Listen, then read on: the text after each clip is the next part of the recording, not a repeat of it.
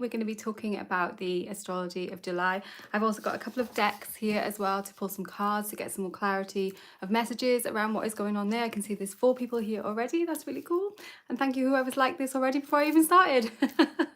That's always a good place to come from, isn't it? It's really warm here today, so I've got my water. I did want to show you my special tea, but it was just too hot to be drinking tea, so I'll have to show you that another time now.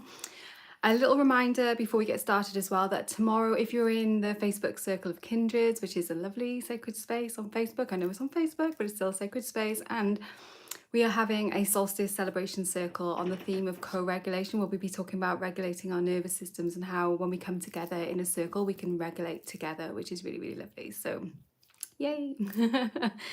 So let's have a little chat about the astrology for July. I'm going to go through, hi Kate, I'm going to go through the main things. I have also made a blog post, which hopefully I've linked it down below. I might not have, not done the description yet, so if somebody could check, that'd be really cool. Morning, Shannon. So I've gone through like a kind of blow by blow account on the blog post where I've gone through like, this is happening on the 3rd of July, this is happening on the 4th of July, and so on. I can see there's a few members here as well, which is really nice to see you guys. Hi Tanya. And I'm not going to just kind of re-say that stuff. What I want to talk about here is like the kind of overarching themes, the main things that are happening in July, because like, yes, you know, I don't know, like Venus sextiling Mercury or whatever, which isn't actually happening this month, but you know, it's like, yes, okay, but it's like just a sort of short and not super significant transit. So I want to talk about like the big stuff, the main themes of July, and there are quite a few things going on in July. Hey, oh, nice to see some people coming in, really good to see you. So yeah, we're going to be talking about the main things. I've got my honeycomb here just as like a little overview. This is the overview if you're used to astrology for July. This is the chart, so you can see that at the start of this year we had like a real clutch of planets all kind of moving together. Oh, thanks Liz. Liz is saying, yeah, the July Astrocast blog is posted. That's brilliant. So I did do the description. Well done me. So I've already made that post, like I say, kind of going through in detail.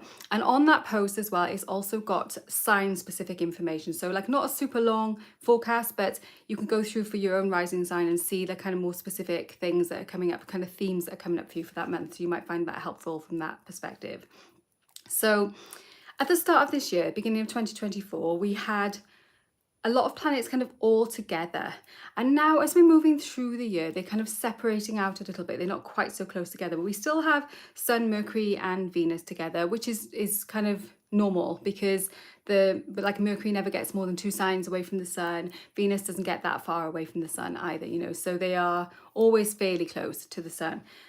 So things are kind of becoming a little bit more normal in that respect. They're not as kind of like weirdly gathered as they were at the start of the year. So that's something interesting in itself. That's something that I'm kind of like, oh, okay, things are spreading out. And what I feel like that means is that I don't know if you've noticed this, but what I've been noticing around me is that a lot of people tend to be quite focused on the same sort of things at the moment. Relationships seems to be like a massive theme of this year, where people are really kind of, I think probably because it's a strength year as well, and we're talking about kind of like heart connection, like that strength is very connected in with the heart, is connected with the sign of Leo, which is the sun sign of like purpose, vitality. So people are like examining those issues of relationships, especially during this year, and how they are within those relationships. So that's been the kind of overarching theme, I think, of 2024 as we go on. We've also had that whole Pluto thing with the kind of death and rebirth stuff going on with Pluto in Aquarius as well, which I'm going to be talking about a little bit in this because this is being pinged in July. So I don't know if you've been finding that, but that's what I've been observing around me now, is it seems to be like relationships and like kind of relationship to self as well, kind of like self-worth, who am I, and how do I kind of put in boundaries and stand up for myself in relationship. It seems to be like the thing that this year is mainly about. So that's been interesting, and I'm wondering if that is going to sort of ease off a little bit and we'll all be more kind of working on our own little bits and bobs, you know, after that, because the planets are kind of going their own separate ways a little bit more. I think that, you know, there's always collective work that we're doing because there are always like collective longer term transits that are happening, but it seems to me that there will probably be a little bit more individualized, a bit more personalized, more kind of triggering our own like natal charts and stuff as we go through the rest of the year. So yeah, that's something, just an observation, which may or may not be, it's a theory. It may or may not be the case, but it is something that I've just been kind of looking at what has been going on. Lots of transformative energies, definitely. There's been that kind of Pluto energy in Aquarius. That Pluto shift into Aquarius is a really big deal, because it's giving us, it's changing our minds. You know, we've been kind of stuck in that kind of Capricorn Pluto, very earthy, very grounded, very practical, not wanting to kind of, it's almost safe. We've been kind of playing it safe inside there. It's like, I'm going to stick to what is real, you know, what is tangible, because Capricorn's an earth sign. And now that Pluto's moved into Aquarius, we're more like open to having these like breakthroughs, these aha moments. And that's one of the things that is one of the themes of July, because as the planets are going through, let me just show you on here again. So Pluto is in Aquarius at the moment, which is here. So Pluto's in Aquarius. On the honeycomb, it doesn't show the outer planets on the wheel because it just gets a little bit like too much. So Pluto's down here, and as the Sun and Venus and Mercury are all moving into Leo, they're going to be opposite Pluto. So literally as they kind of cross, well, as they move through that sign, they're going to be forming this opposition. They're going to be forming a sign-based opposition as soon as they move into Leo. So as they're going into that sign, they are making that opposition to Pluto. And I feel like that's really going to, like, they're moving from being in a trine-based relationship, which is a kind of more harmonious relationship, to being in a more oppositional relationship. Like a couple of months ago, they were all in Gemini and they were making these trines and we were like, oh, okay, breakthroughs, and we're following rabbits and having these like little side quests and things like that. And now in July, it seems more like we're going to really kind of do that internal work, those internal shifts, those deeper shifts. It's like we've taken all this external stuff and now we're internalizing it, and we're bringing it in and we're going to process it, and we're going to be able to like filter it through emotionally. Like, this is Cancer season now. The Sun has moved into Cancer. We'll be having a Cancer new moon at the beginning of July. So we've got that very deep, divine, feminine energy through the bulk of July. You know, it does move into Leo at the end of the month, so there is a kind of tone change 2/3 of the way. When does it move in? Let me tell you, on the 22nd of July. So that's when, from now until the 22nd of July, we're in that Cancer divine mother especially vibe. And so we can be held now and do these internal processes, the internal processing that we need to be able to, you know, like when you have you realize something with your mind, but your body, your heart still hasn't quite like assimilated it. Like, quite often there'll be concepts like that. It's like I know that I am worthy of unconditional love. Let's just say that. So like, I know with my head that I, like all of us, are worthy of unconditional love. And so like, yeah, mentally, intellectually, I accept that. I understand that that is true. Knowing that that's true with my head is not the same as feeling the truth of that in my body. I am a vessel accepting of unconditional love. I understand and know unconditional love in my body. That is something different. And that's what I feel like we're going to be doing. We're going to be processing that as we move through July. So we've got this transformative energy with all these planets making like oppositions to Pluto.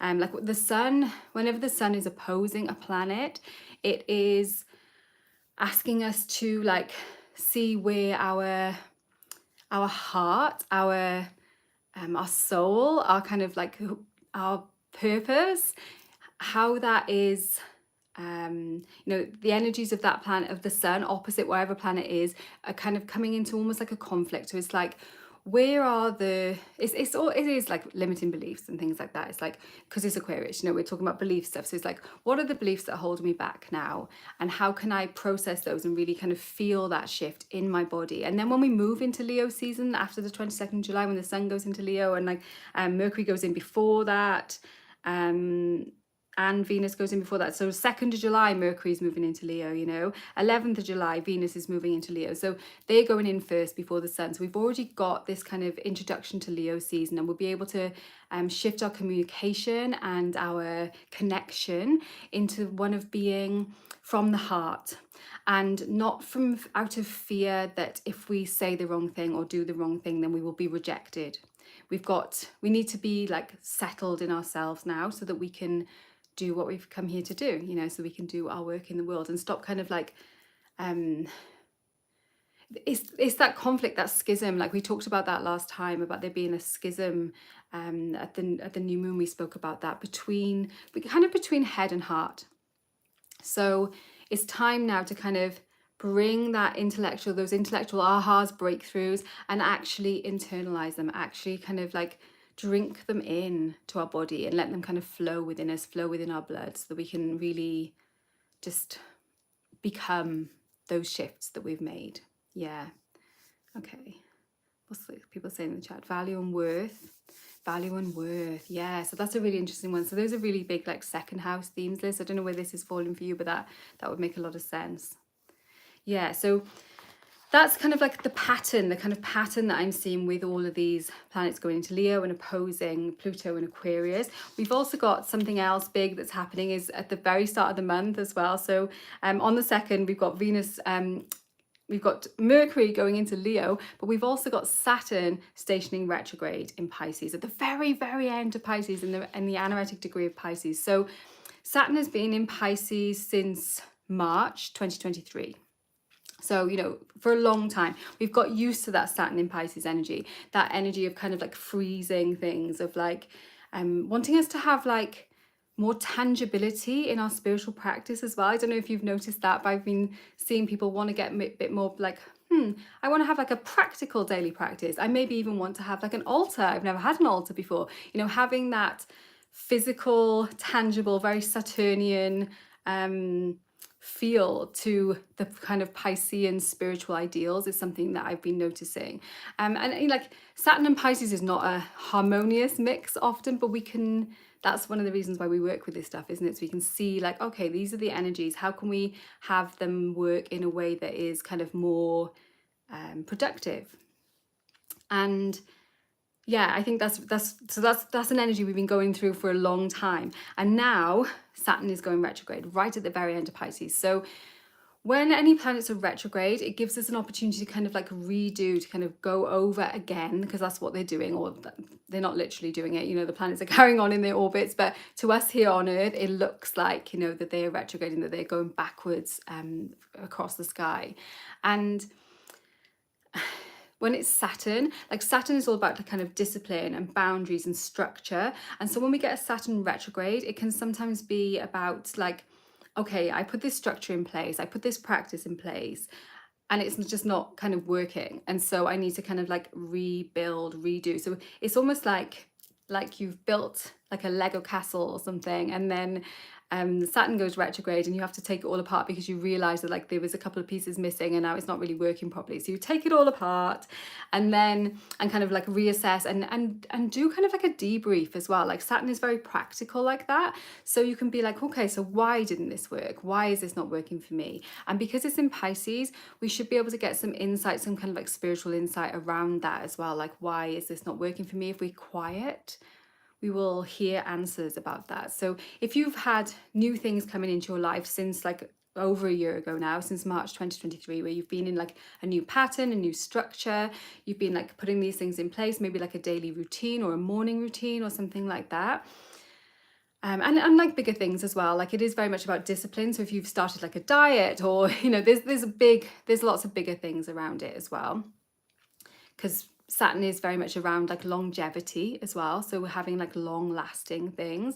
And then now we kind of realizing, okay, so this thing that I've been doing is not working as I wanted it to. So I'm going to take it apart piece by piece, figure out what went wrong, and then I'm going to build it back up together. So Saturn is going to be retrograde until, I did write this down. So it's retrograding in Pisces until the 13th of November. Yes, that's when it stations direct on the 13th of November. So it's going to go almost halfway back, well, more than halfway back. It goes back to 12 degrees of Pisces, and then it's going to start moving forward again. So we've got this period now until the 13th of November. So it's quite a big chunk of time. That's why when some of the outer planets go retrograde, it's not like a rush. We've got plenty of time to kind of work with this stuff. So it's like, okay, these structures are not working. Maybe you know like what I'm talking about. You're like, oh yeah, this is the thing that she's talking about in my life, that is this Saturn thing. And like it might be for you, if whatever house Pisces is for you, you can think about, okay, so if it's my like 7th house, then maybe it's a relationship that I've started that maybe isn't working. Or if it's my 10th house, maybe it's like a new work type structure, you know, like maybe I've reorganize my desk even, you know, or I'm like approaching my work in a certain way and that's not actually working for me now, and I need to kind of take it apart and kind of see what is going on. So yeah, if you know, you know, and you can think, okay, that's okay. And this is great because it helps us to not panic, because sometimes when things we put in place start to kind of fall apart, we can start to see the weaknesses in things. It can be worrying, you know. So it's like, oh gosh, you know, this is falling apart now and I don't know why. So when we have this knowledge, we can be like, okay, there is going to be this period of kind of coming apart, and I know that it's going to be happening till around the 13th of November, and I can just start building it back up again then, you know. And we've got the rest of that time that Saturn is in Pisces, which is until like next year. It's going to be there until like May 2025. So, you know, we've got ages of time to rebuild, to redo this kind of Saturn in Pisces structure. So yeah, just having a quick look at the comments. Feeling in the middle of that now, Ali, yeah.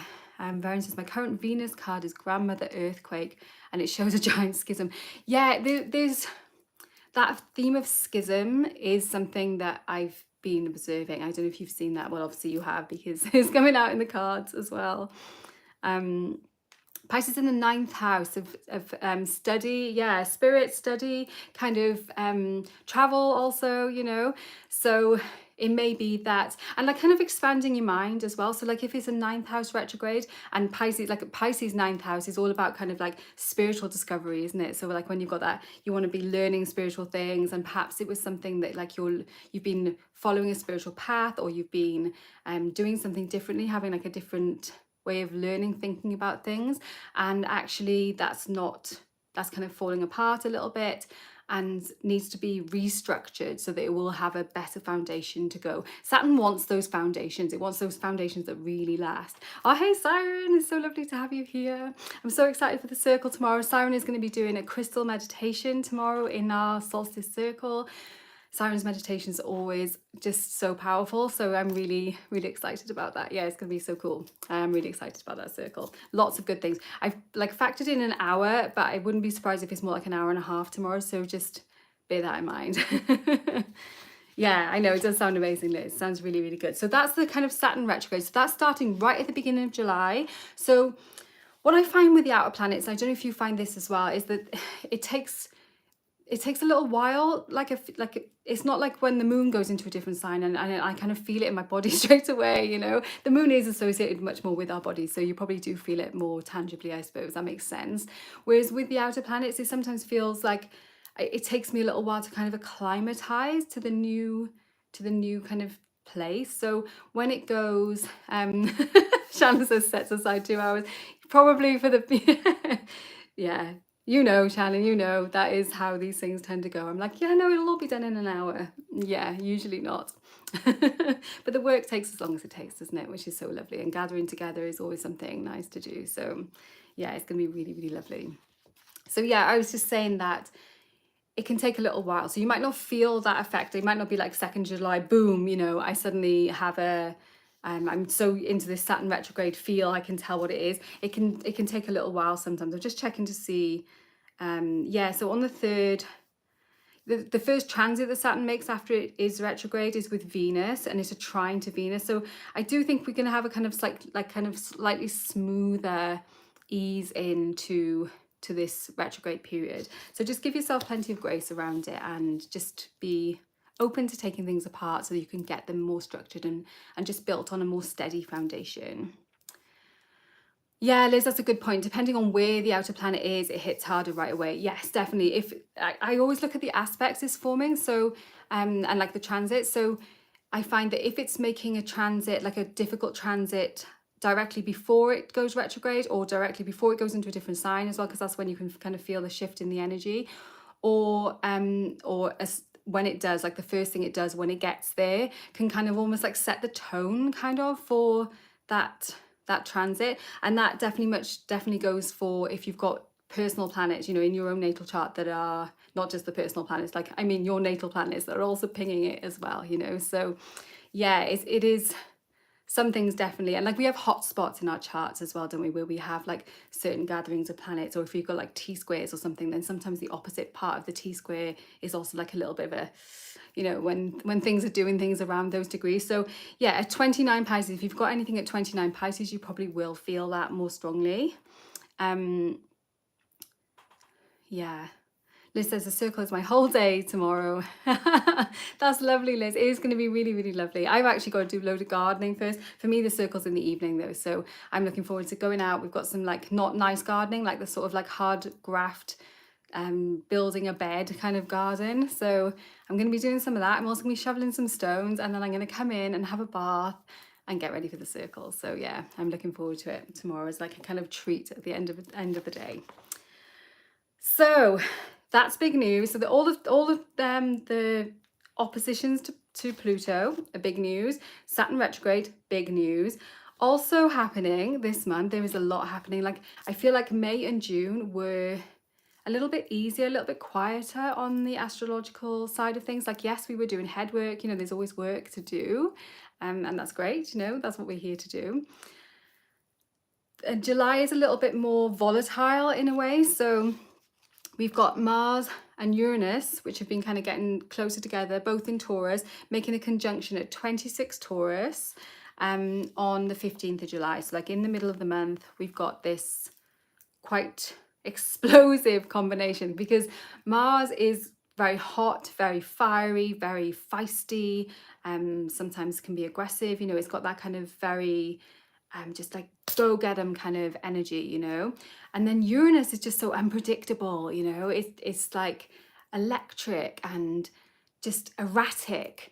It's got that kind of just burn it all down kind of energy. So when we get Mars and Uranus together, it's like boom, you know, there is that kind of like just very unpredictable, very kind of fiery, and like and we can definitely harness that energy. Like again, look on in your chart. For me, this is happening really close to my moon, which I'm not loving, to be honest, but it is going to mean some kind of disruption. I'm expecting it to be disruptive in those kind of earthy realms, because it is a Taurus, is happening in Taurus. So I wouldn't be surprised if we see like literal earthquakes. I know you were mentioning your earthquake card there as well, Tempest. So there's that.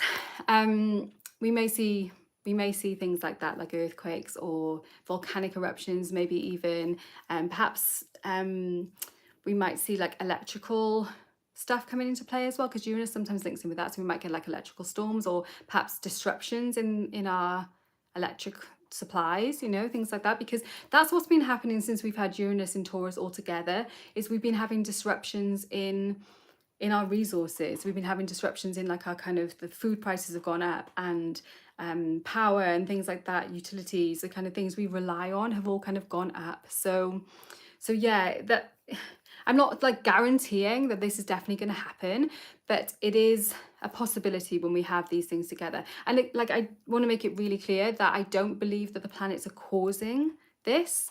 The planets are a mirror to us, that in my belief. So they're just showing us in the sky what is happening for us down below, you know. So by watching and we get a heads up, don't we? We're getting a heads up of like what is going to happen or what could happen.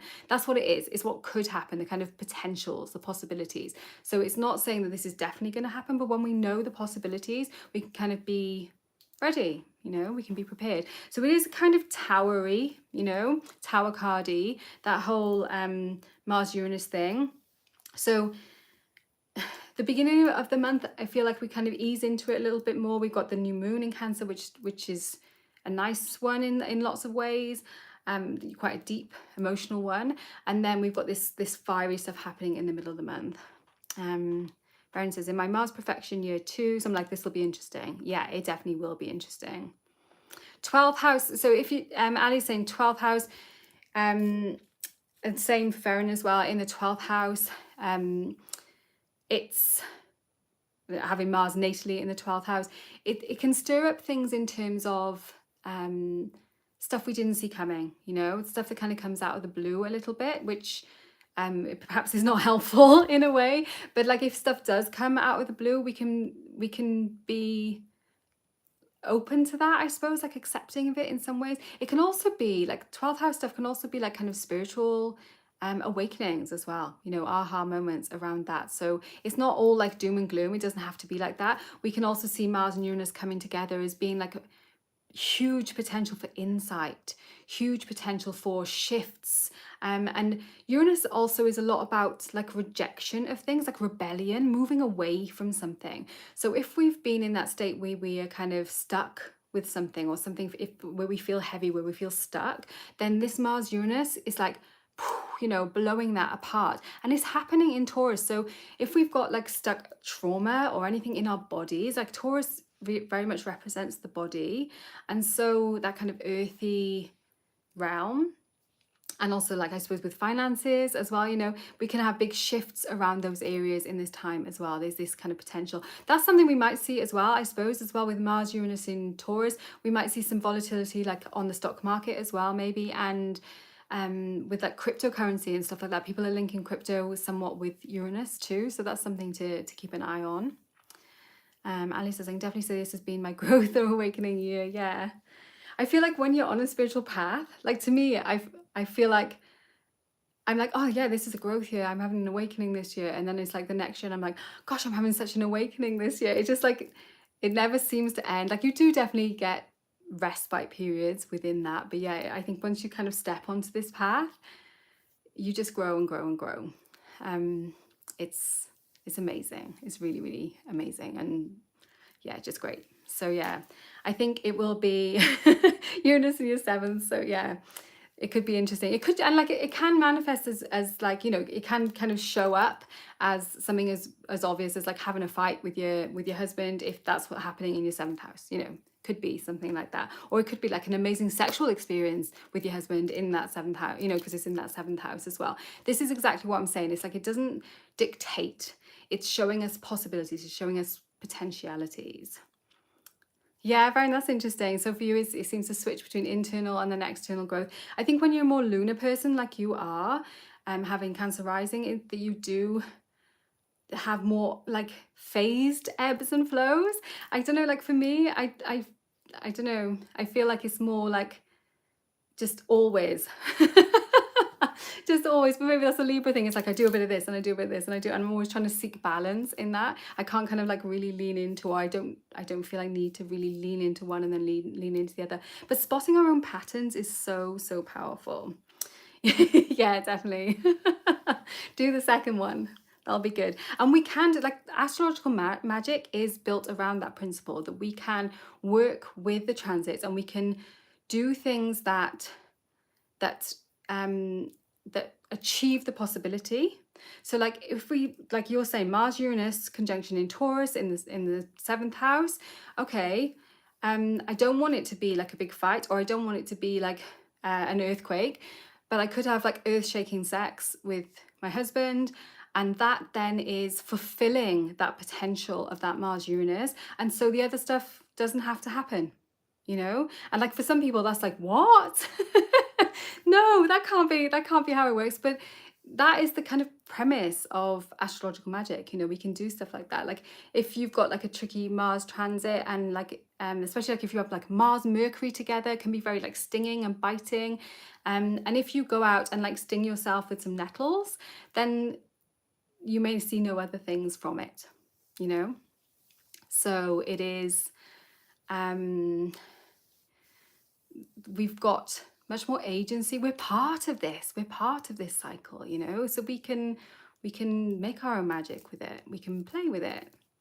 And yeah, like I think so many of us are in this kind of paradigm where we feel kind of powerless in some ways, and then we almost like take too much responsibility over things that are out of our control, and that's mainly like controlling other people. So I don't know, I should speak for myself, you know, I don't want to be like, we all do this when you may not. But for me, I find that I like want to take responsibility and control of like things that aren't mine to control. And then the things that I could control, then maybe I kind of shy away from taking responsibility of those things. It's very easy to kind of like nudge those off a little bit. So yeah, it's something to think about anyway.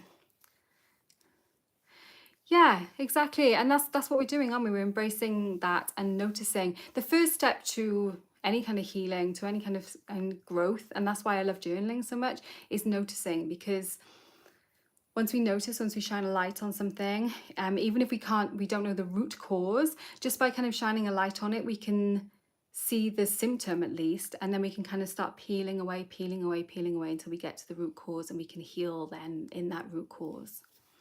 Yeah. Oh, hey, Julie, July 1st birthday. So you're going to be having happy birthday, Cancer baby, Cancer sun.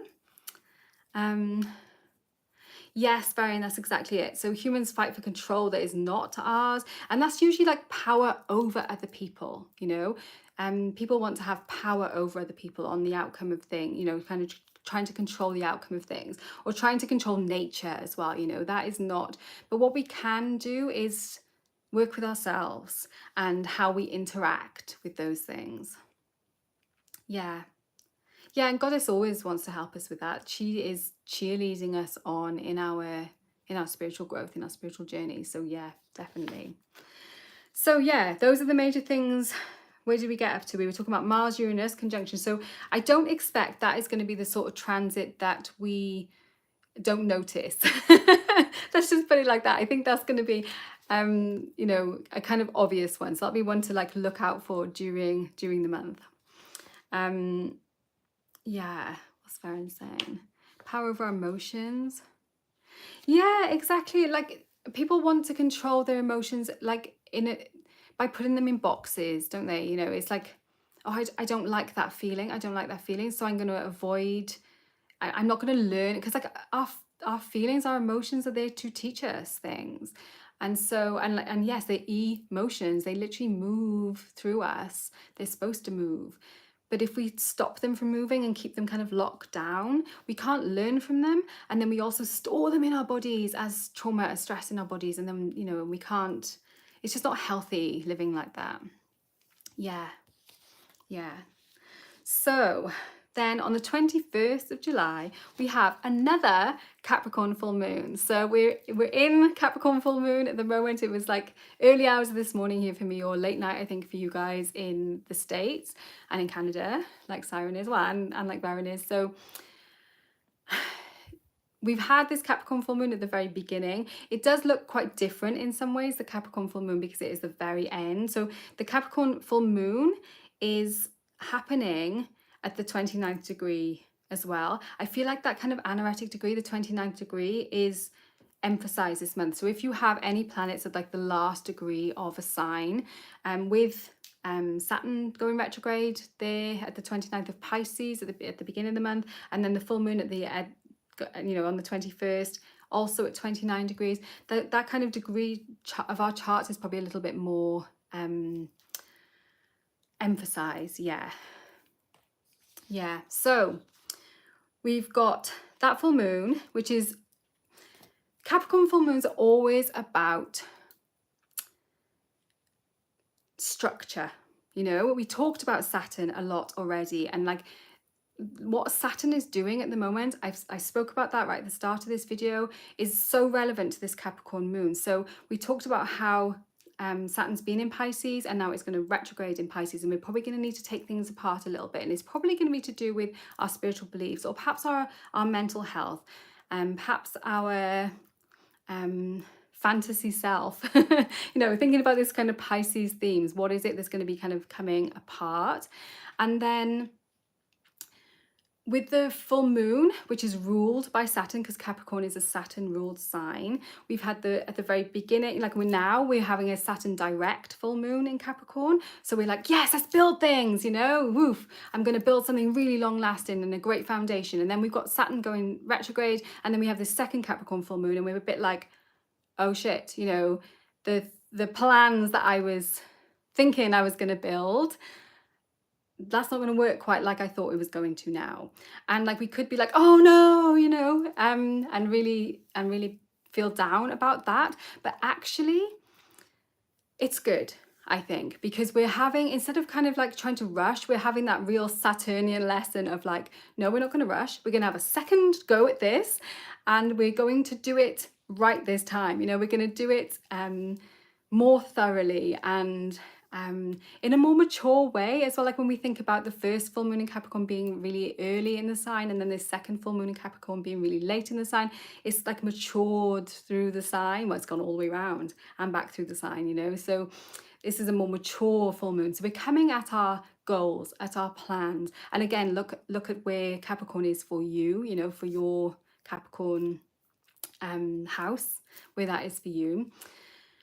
But for all of us, it's going to be about kind of putting structures in place, putting foundations in place about how we can kind of achieve our goals. So yeah, I think it's a really powerful moment in the month as well. And it can sometimes Saturn ruled moons or Saturn anything can feel a little bit depressing. So if you do feel a little bit like, oh, you know, about it, then that's fine. You know, we don't judge our emotions, or we shouldn't judge our emotions. We can just let them be what they are and just witness them and be like, oh yeah, I'm feeling a bit like, about this. This feels like a slog. That's such a Saturn word, slog. Yeah.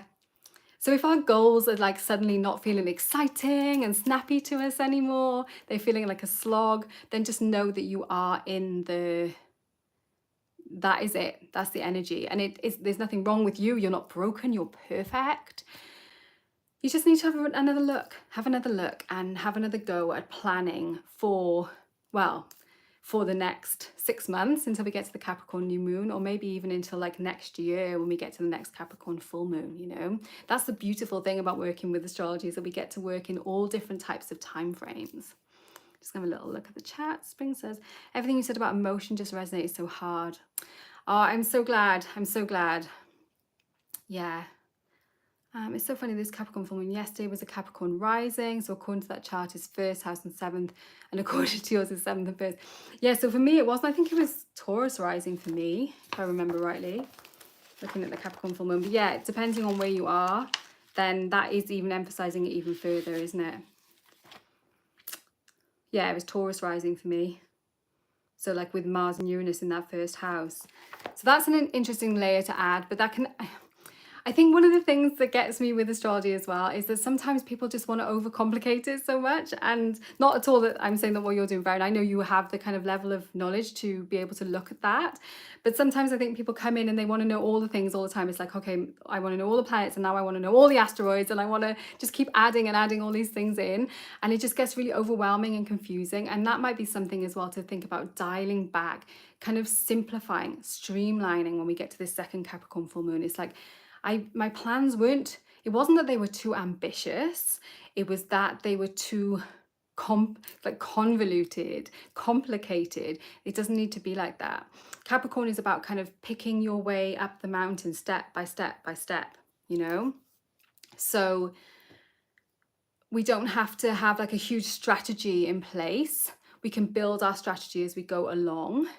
And that sometimes helps us to be a bit more flexible and be able to work with the conditions that we actually find ourselves in, and not in some kind of like ideal or imagined situation. Would value of a Mercury simplify? Yes. Yeah, Shannon, it can be, and like, that's sad in a way, because like there's so much value in even really very simple, looking at in very simple, like sun, moon and rising can give you virtually everything. You know, yes, we obviously adding in different things adds in different levels of neons, but it becomes almost more like footnotes on footnotes and footnotes. You know, what I tend to find is that you can see the overarching themes in a chart straight away with Sun, Moon, Rising, and perhaps I suppose Mars and Venus, perhaps the nodes. And then adding extra stuff in kind of confirms usually what the kind of the signatures, the kind of patterns are already there. It's like, oh yeah, that pattern's kind of shown up again, and that pattern's kind of shown up again, not in the same way, but using, you know, with slightly different planets. So you can put in your asteroids and stuff like, and your fixed stars, you know, and yeah, you know, you can get really kind of into the details of it. And if you love that, then do it, you know, but it is, you don't have to do that. You don't have to know everything about it, and you won't. Like, I've been learning about astrology now since I've been like 14 years old. And I'm 46 now. And I know that I would need, and I feel like I've studied it in many lifetimes. You know, I feel like this is something that has been part of my life ongoing for a really long time, you know, previous lives as well. But you never will learn all of it. And that's not the point. You don't need all of it, you know? That is such a weird thought for us, isn't it? It's because it's like, to be an expert in something, you must know all of the things. But it's like, we're not seeking to be experts in astrology, are we? You know? Like, for the sake of it, like, why do we want to learn astrology? Why are we interested in astrology? Like, for me, it's because I want to understand more about myself and my purpose. Like, why am I here? And I can see that then in my chart. And then, like, and what am I supposed to do, you know? And so that's something that I want to see in the chart as well. And then also, like, you know, predictions as well. So, like, what's coming up and things like that. That's what I want it for. So I don't need to know about, like, lots of different things. I can just keep, when you kind of go at it from a more purpose-oriented point rather than from like they do in school, where it's like, this is the curriculum and you must learn from this point to this point. It's like, it doesn't work like that. We're learning it for our lives, not learning it as a kind of subject study, if you see what I mean. Yeah.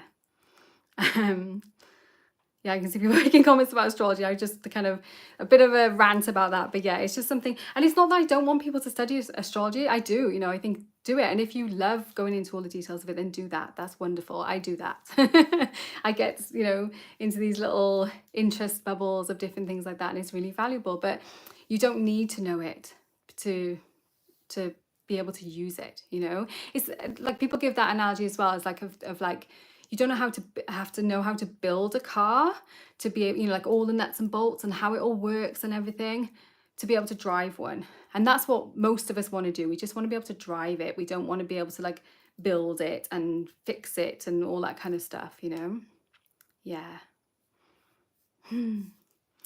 Okay, so Mars-Uranus conjunction, Capricorn full moon, and then at the end of July, so I talked about how the planets are going to be forming, Mercury, Venus, and the Sun are all going to be forming these oppositions to Pluto. The Sun is opposite Pluto at the 23rd of July, so that is happening like at the end of the month. I think, when is Mercury going to be opposite Pluto? Let me tell you that as well, in case you want to know. Mercury goes into Leo on the 2nd of July, and then is opposite. No, why can't I see that? It's trining the north. No, there's lots of Mercury transits actually next month. I'm obviously missing that for some reason. And let me look for Pluto. That'll probably be easier, won't it? Okay, so Venus is opposite Pluto on the 12th of July. So that's, it's basically as soon as they're going in. So, you know, they're making that, oh yeah. So the 3rd of July is when Mercury is opposite. So Mercury's going to be opposite to Pluto on the 3rd of July, then Venus on the 12th of July. So when Mercury opposes Pluto, then I feel like that's going to be like a kind of, it would be a really good day for like divination. You know, we've got that opportunity to be able to be like insight into our reframing, that work that we've been doing. So I'm just going to quickly look at chat.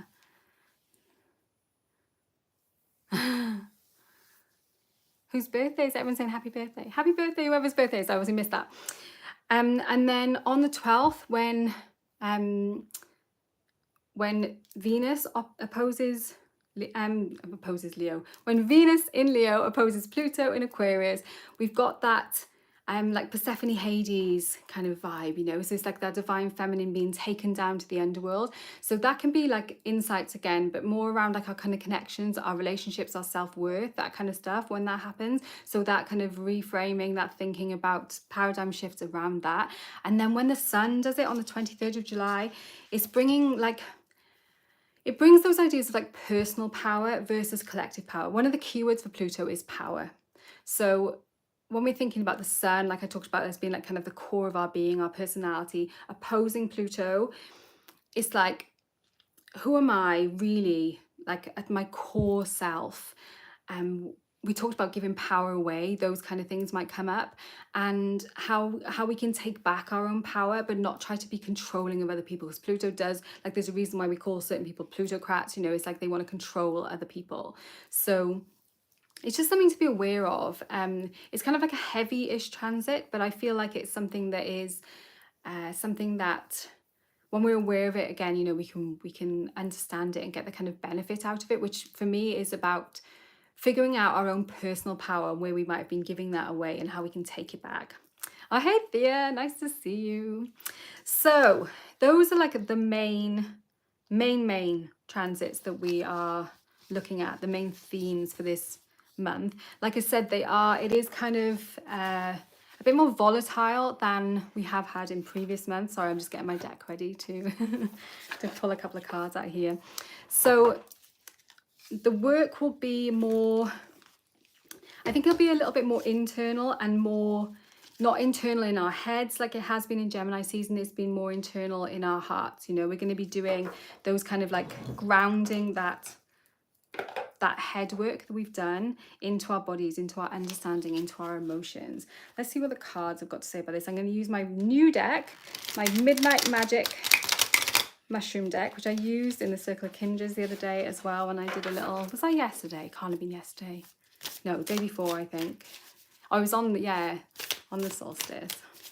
This weekend just seems to have, I think because we've got the circle tomorrow as well, it's like it feels like I've got like an extra day of like doing my more witchy stuff with you guys, which is nice. So, oh, I should just remind people as well, like I don't know if anyone watching the replay will get this far in the video, but we have got, I am going to be taking a cauldron month in July, so I'm not going to be on YouTube.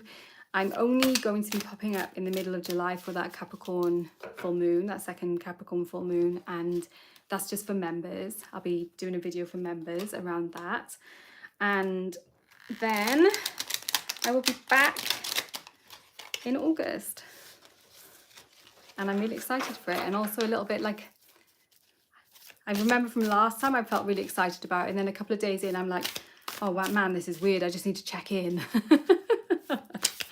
But yeah, you've got to kind of get through that first little bit of like, oh, I just need to talk to people and do that kind of inner work stuff. That's how it works for me anyway. And then after that, it's good then, you know, I can kind of like soften into myself. Yeah, spring, definitely. This video is going to be, as soon as it's finished, YouTube usually then like, I don't know, like renders it or something and puts it out then. So it might not be ready instantly after the end of the video, but it will be available. I'm just going to just drop in a second to select. I'm going to take 2 cards from here for a little forecast for July.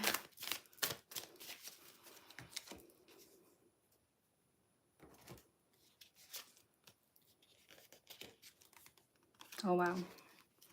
Okay, so we've got beautiful, beautiful cards here. We've got the 4 of Wands, which this deck is, let me just show you. This deck is Midnight Magic and is a mushroom themed tarot deck. As soon as I saw it, I was like, I'm gonna have to get that, because that is something that, oh look, the Fool was on the bottom. That's interesting. Here's some of the other cards. They're all different mushrooms, and it tells you about the mushroom and a little bit about it then in the book. There's not loads of information in the book, but I can then look it up, can't I, and see like a bit more information about the specific mushroom. So this one is one that I do know. It's birch polypore, which you probably would have seen actually. So it grows like actually on birch trees, and it kind of comes out almost like a little shelf kind of out of the birch tree. And Four of Wands is it's got a staircase inside here with what looks like kind of fairies climbing up as well, and the fiery kind of energy. So we've got that fiery Four of Wands. Did Four of Wands come up last time as well? I feel like it might have come out in our last forecast. Maybe I'm just imagining that. But I feel like Four of Wands energy has been quite present this year. You know, it's got that kind of fiery, but also kind of like stability energy to it. It almost feels kind of Hestia vibes to me. It's like kind of hearth, like an anchor point, like a fire as a, well, very Leo actually as well, you know, like fire in the hearth, fire that is productive, fire that feeds us, warms us, that we can sit around and tell stories, you know. The Four of Wands is like a communal fire anchor point, you know, like fixed fire almost, you know, which is why I say it's kind of like Leo. And the other card is definitely like Leo, which I'll show you in a second. So with that coming up, I feel like it's saying to us that it's very creative as well, but it's also kind of creative in a almost like a domesticated way, you know, creative in terms of providing food for my family, you know, or creative as in sitting outside on a summer's day and just listening to the birds. You know how like those really simple creative activities can really fill us up and make us feel like life is magical, which it is, you know. So yeah, that's a really gorgeous Four of Wands. I'll look in the book as well what it says about the mushrooms, because they'll give you a little bit more information that I don't know. And then the other card that has come out is our card of the year, the Strength card. So isn't that interesting how that's coming out when we've got this second Capricorn full moon as well? That's kind of halfway point of this Strength card year. So if you're not familiar with the idea of a card of the year, it's basically that if you add the numerology of the year together, you get a number which corresponds with the card of the year. And the card for 2024, if we add 2 and 0 and 2 and 4, we get 8, we get Strength. And it's chaga, which is a very heart-centered, powerful mushroom, which promotes longevity as well and strength, you know, strength of our hearts. And so that card coming out, I feel like is showing us that this month is going to be a really pivotal point for the year. And it's something that is really like, we've got the opportunity to kind of, if we feel like we've gone off track from the start of the year, we can regroup. And having that second Capricorn full moon is allowing us to do that regrouping, isn't it? It's like, okay, I've got my first Capricorn full moon. We've kind of been in the swing of all the moons and I'm doing the work, but I maybe haven't had a good chance to look at it. It's giving us another chance. Saturn's going retrograde as well. So it's giving us that, again, like another period of time where we can just pace ourselves a little bit and re-look over things, slow down a little bit, mellow out a little bit, and yeah, reflect, have a look back. Like I'm going to be looking back on, have I got mine here? On my Vision My Year book, which I made at the start of the year and which people have been enjoying, hopefully finding useful. I'm trying to show you the front, but I can't find the front now. I'm in my goals section. There it is. So I made these Vision Your Year booklets, which were basically like planning guides for the year, which explained a little bit about the Strength card. I'm going to be going back in there in my Cauldron month and doing some of the reflecting, like how am I getting on with my goals really? You know, am I still in that same space? Have I got different ambitions now? Have I got different goals now? Am I choosing different goals because I've started to feel uncomfortable with the ones that I've got because feel like I can't do them for some reason? You're doing that inner work. It's like, why am I getting in my own way with these as well? So yeah, that Strength card, a major card. I feel like this is going to be a major month. Again, kind of a very fiery card. So we've almost got like 2 fire element cards. Let's have a quick look what it says in the book about them, because it's new. I always do read the books when they're new until I feel like I've kind of seen all of the cards at least once or twice, and usually more than that if they've got lots of information. Let me find, sorry for just barking in the background. So, Four of Wands, stability is the theme of this card. So yeah, so I talked about that already. The birch polypore is a well-regarded form of ancient medicine that was found in the knapsack of a 5,000-year-old alpine mummy when they discovered it in 1991. So I was like that guy who was like frozen in somewhere up north. They found him and he was still like well preserved, and the birch polypore was in his backpack. Humans have been understanding and in communication with these medicines for thousands of years, which is amazing, isn't it? So cool. Like, not amazing also in some ways. It's like, I feel almost like we're more out of touch with that than we've ever been as well. Like, we're more connected in some ways and we're more disconnected in other ways. So upright, stability, harmony, celebrate are the key words. Successful planning and leadership allow you to enjoy stabilized harmony in your work environment or community. So again, it's very Capricorn themes, you know, your work environment, in your community as well, leadership roles, planning. We're talking Saturn themes here, we're talking Capricorn here. Your plan's embers are creating a sustaining bonfire worth celebrating, which is also very on point for the summer, if that is what it is for you. Reverse, though, which is what to look out for, glitches, instability, or stagnation, which is like the kind of opposite, I suppose, of instability. So we've got the instability signature with that Mars-Uranus conjunction that is happening. But yeah, there's a risk of stagnation. And I suppose Saturn retrograde can sometimes promote that as well. It can promote like a little bit of stagnation, a bit of depression, perhaps, you know. It puts a dampener on things. Glitches and conflicts may be hindering a burgeoning harmony in an otherwise fertile work environment. Being too patient at this point may lead to stagnation or instability. Being too patient, that's interesting, isn't it? Not stepping into who we are, our full selves, you know. I feel like that's what it's telling us to do. And then we had the Strength card as well, double emphasizing that point. Chaga. Growing slowly and steadily on soft birch wood. So on the same sort of wood as the others. So it's when, you know, like when you get two cards like that, they're very aligned with each other. It's almost like they're double full stopping, exclamation mark, you know, underline. Really understand this point. Chaga is a medicinal fungus whose rock-hard skin is capable of bursting blades in even the sturdiest of grinders. Chaga is tough to harvest, often requiring the use of a strong hacksaw to remove it from birch alcoves. When harvested, it can then be transformed into an antioxidant-rich tea and tincture. Chaga shows us that patience and mindfulness are key to sustainable strength. You can't get a more Saturnian strength than that. You know, the Strength card is often so like fiery and feisty, and yet this one that's come out is so Saturn, isn't it? Rock hard skin, like hardness, is Saturn, and being harvested with a knife. Like when you see images of Saturn, it can be as like the image of somebody harvesting with a scythe, you know, that idea of death. When we think of the person of death as like a skeleton with a scythe, that's Saturn, you know. Yeah, really, really interesting. Saturn being the ruler of time, especially for neurodivergent folks, I feel like Saturn retrograde could bring a lot of decision and such paralysis, waiting. Yes, yeah, sometimes it can. And again, just being aware of that possibility is something that we can be like, okay, that's a possibility of something that could happen. What can I put in place? Like, what medicine can I gather and put in place so that I can kind of insulate myself from that, or bring myself back out of it if I find that it is happening? So the meanings it's got on here, Chaga shows us that patience and mindfulness are key to sustainable strength. Oh my God, it's just so Saturn. It's kind of almost like Saturn Mars as well, which is really mad. Upright, patience, endurance, good health. This card emphasizes that you are strong-willed with a healthy stockpile of endurance. Endurance is like literally a Saturn keyword.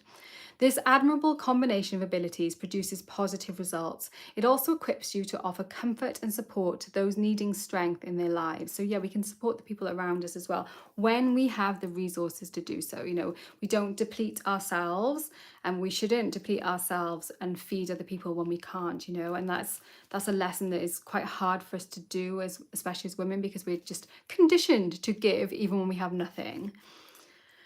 That's something to take in mind as well in this Saturn retrograde period. So all the way until November, if you are somebody who overgives, then pull back, pull your energy back in, pull your strength back in.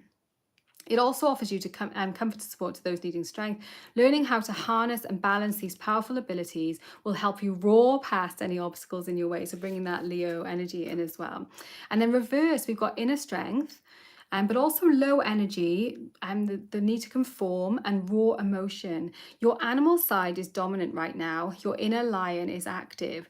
Work with the raw emotion, so work with your emotion, but bring it into balance so you don't overexert yourself and burn out.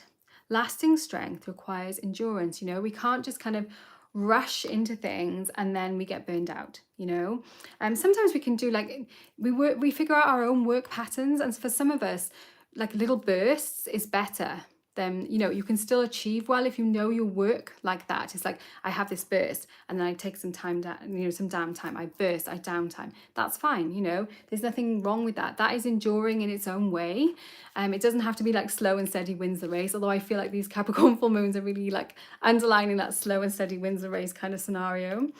Don't get impatient with ourselves as well and angry with ourselves, because then we're just like burning our own energy on like shitting on ourselves, basically. You know, we're harming ourselves instead of helping ourselves to shine in the world like we're supposed to. Lasting strength requires endurance. Cool off a bit and go with the flow for now. Saturn in Pisces. Find strength and solutions in the support of a group. And yes, that is so powerful, support of a group. And that is literally the theme of our circle tomorrow evening. For me, it might be the afternoon for you, depending on where you are. And we are talking about co-regulation. So we're going to get together and there will be different people bringing different things. We've got a meditation from Siren. We have got so many things. We've got Lauren Blossom, which is going to talk about essential oils that can help us to regulate our nervous systems. I've got a few little things I want to share about helping to regulate our nervous system. We've got some lovely readings. We are going to be doing some singing. It is going to be on Zoom though, so you can always like not do that if you don't want to, but you should do it because it feels really good. Feels really good. So that's happening tomorrow. If you'd like to come along to that, then come over to the Facebook group, which hopefully that should be linked in the description as well. And all of the information to join is going to be on Zoom and will be there. So yeah, Siren says, don't miss this celebration. It's going to be epic. It is. It's going to be epic. And I feel like these cards almost like led into talking about that. So that's really, really wonderful. So I hope that has been helpful and that we all feel kind of, you know, buoyed up, that we have. It might be interesting to go deeper into that birch connection as well, because that's something that's been coming up a lot. I think birch flower essence is also one for like keeping you balanced when lots of things have been thrown at you. I'm not super clued up on flower essences though, so let me know if that is the, you know, that is the thing, if you know more about it than I do, which you probably do. Yeah, I feel like it's for kind of like for fear and for like not standing in your strength kind of thing, I feel like, but maybe I'm getting that mixed up with something else. So that could be something to go into, birch. And yes, that idea of co-regulation, strength, of finding strength in community and not being so hard on ourselves, but finding that kind of quiet endurance that we can take things apart, we can put them back together again. And that is going to be, it's going to be really, really powerful. We're building a powerful foundation now. Yeah, for a wonderful rest of the year. Oh Pam, hi, I didn't see you. Need the deets. Okay, so it is a circle that is happening 7 p.m. UK time, which is British summer time, which I think means it's like kind of in the afternoon or late morning, depending on where you are in the States. It is taking place on Zoom, but it is actually only, the links are in the Circle of Kindred's Facebook group, so you do need to be a member of the Facebook group to access that. So I'm sorry if you're not on Facebook, but if you are, you know, or just join and just come and join our group and don't use the rest of Facebook because it's all toxic, and just come to the group because it's really lovely. 2 p.m. EST, brilliant, thank you. 2 p.m. EDT as well. Thank you guys for sharing where it is. Are you welcome, Jodie? Yeah, I'm gonna say goodbye to you all now, and I will hopefully see lots of you tomorrow in the circle. It'll be a little bit more intimate than this because it won't just be me chatting, it'll be all of us in circle together, which is lovely. 1 p.m. CST, thank you. Thanks, Ali. Yeah, I'm going to say bye. I'm always like, where is the thing? I'll see you next time. Bye.